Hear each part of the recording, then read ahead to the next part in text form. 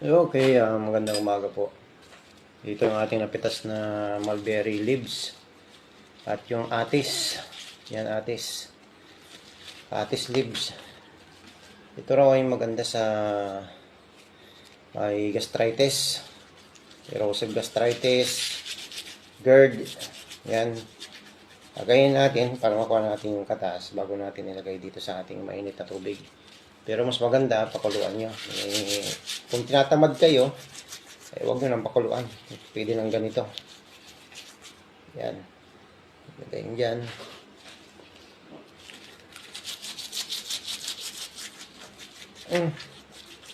Wala kasing mainit kaming tubig. Ito yung pinaglutuan ko ng saging. So, ito na lang ang gagamitin natin. Yung tubig na galing sa pinaglutuan ng saging na saba. Kasi maganda rin yun sa katawan. Yan. At ito naman yung atis. Dahon ng atis. Ayan, galing nyo lang. Yan. Hanggang madurog. Kumatas sa kanyo ilalagay. Yan. Babad nyo ng konting minuto. Lagyan nyo ng honey. Yan, nilanggam na yung ating honey.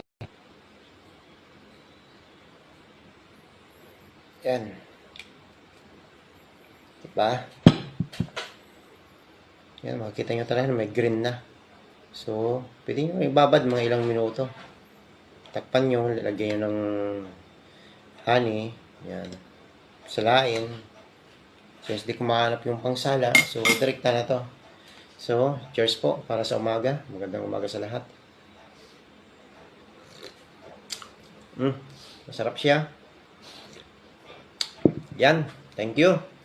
Panlaban po to sa gastritis, sa GERD, sa mga acid reflux, sa high blood, at marami pang health benefits to na ating mulberry at saka atis leaves. So, try nyo po. Baka mahiyang po kayo. Thank you and God bless po.